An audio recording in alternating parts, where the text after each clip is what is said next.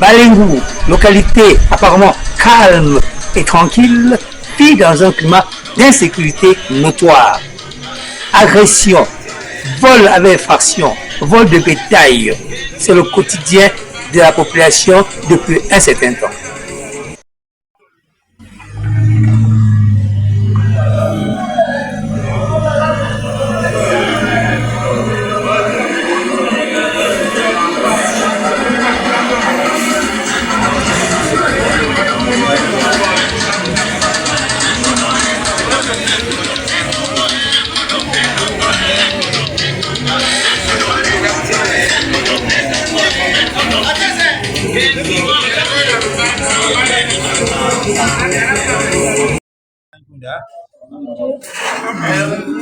Donc oui, il y a une chose, tu parais que oui, il y a un. Mais je ne vois pas. Mais. C'est tout mon amour.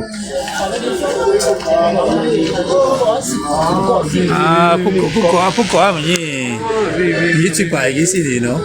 Un peu de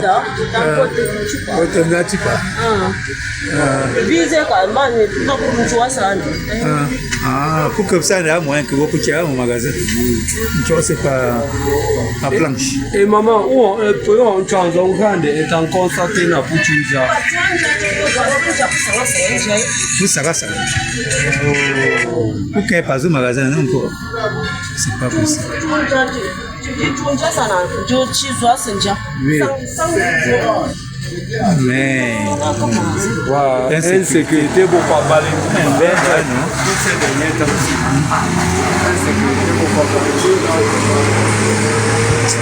c'est une boutique encore qui est cassée.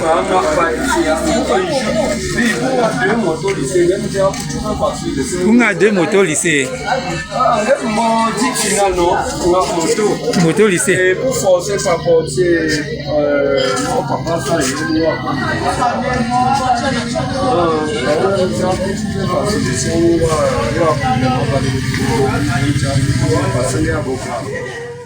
Bonsoir à tous, je m'appelle Jofa, je suis coiffeuse à Balengu Centre. Un jour, je rentrais de mon boulot, les bandits m'ont agressé à l'entrée de chez moi. Et ils sont sortis de nulle part, me gifler. Ils ont pris un somme de 30 000 francs. Bon, vraiment, c'est pour vous dire que nous ne sommes pas en sécurité à Balengu. Vraiment, nous on veut que vous venez au secours. Venez au secours vraiment parce que ça ne va vraiment pas. Bon, j'ai même peur de sortir pour aller travailler parce que vraiment, c'est grave. C'est grave ici là. C'est vraiment grave. C'est moi aujourd'hui, demain ça peut être une autre personne. Vraiment, on veut que vous venez au secours. En ce point-là, vraiment, là, ça ne va vraiment pas. Ça ne va pas. Bon, on va constater que nous avons insécurité, mais nous avons Balenguta. Et on a constaté aussi qu'il y a certaines motos qu'on a enlevées ici. Qu'est-ce que vous en pensez? Nous avons sécurité. Vous ne pas vigilant. Pour pas vigiler votre combat. Mais il y a un peu de temps, il y a un peu de temps, il y a un peu de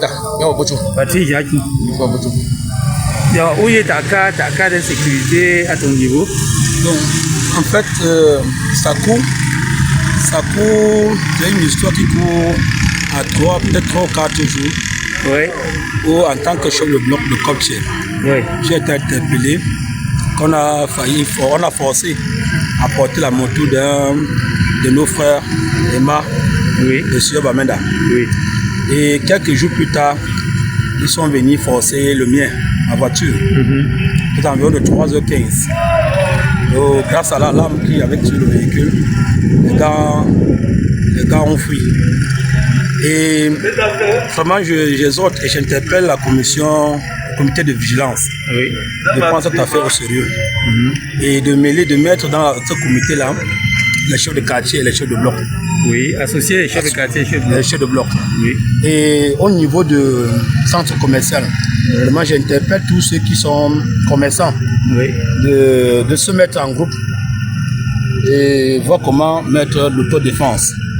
Sinon, vraiment le village va en mal. Ce matin encore, lorsque je me lève, je constate que notre frère John Mary, le boutiquier, a été cambriolé aux environs de 1022 parce que j'ai suivi les bruits. Ce cambriolage, mais je me suis dit qu'on toquait ailleurs. Quelques heures plus tard, un véhicule est passé et c'est là où le bus s'est arrêté. Ce matin, très tôt, on me dit que exactement notre frère John Mary, le boutiquier, a été cambriolé. Moi, j'interpelle le comité de vigilance, d'associer à eux les chefs de quartier et les chefs de bloc, plus de vigilance. Ben, on a mis sur pied, n'est-ce pas, dernièrement, le comité de vigilance, ça fait déjà peut-être 1 ou 2 ans. Mais quel est le travail vraiment de ce comité-là? Non, il y a un bon. On a un groupe à José. Depuis ce temps-là, on a aussi. Non, un seul événement, non? Non, on a d'abord pas tout, mais. On a donné tout le matériel nécessaire. On passe pour l'on en considération. Donc ça ne fonctionne pas. Ça ne fonctionne pas. Mais qu'est-ce que tu proposes alors? Pour moi, je préfère qu'on coupe l'enceinte rapidement. Chef de Guatemala, rapidement. Mais à votre avis, vous pensez que c'est les étrangers qui sont entrés ou bien c'est nous les jeunes du quartier? Bon, à notre avis, pour le moment, il faudrait qu'une enquête soit ouverte pour savoir arrêter qui sont les. Bon, je sais pas, oui, les délinquants, je ne sais pas si c'est nos enfants ou bien sont les étrangers, mais il faudrait qu'on ouvre les enquêtes pour voir clair à cela. Oui, actuellement, qu'on n'a pas associé les chefs de bloc, chefs de quartier, qui va prendre en charge dans ces enquêtes-là? C'est la gendarmerie au niveau du quartier. Qu'est-ce qui prend vraiment le devant pour la sécurité actuellement? Bon. Puisqu'on a mis sur pied un comité de vigilance qui ne marche apparemment pas. Bon, justement, c'est ça. Je sais bien qu'il y a un comité de sécurité qu'on avait mis sur pied. Bon, je ne sais pas à quel niveau ils sont, mais pour dire vrai, nous ne voyons pas en fait l'effet de ce comité de vigilance. Oui, mais je pense que lorsqu'il y a quelque chose pareil, le chef du bloc surtout et le chef de quartier sont des premiers à prendre des mesures pour pouvoir interpeller la chefferie supérieure, soit interpeller les autorités compétentes. On va voir clair à cela.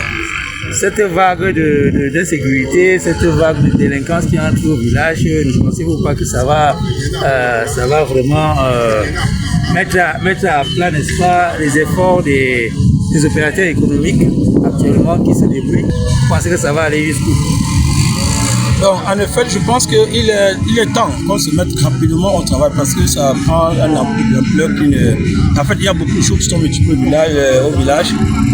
Les salles de jeu, en fait, beaucoup de choses qui regorgent tous ces délinquants-là.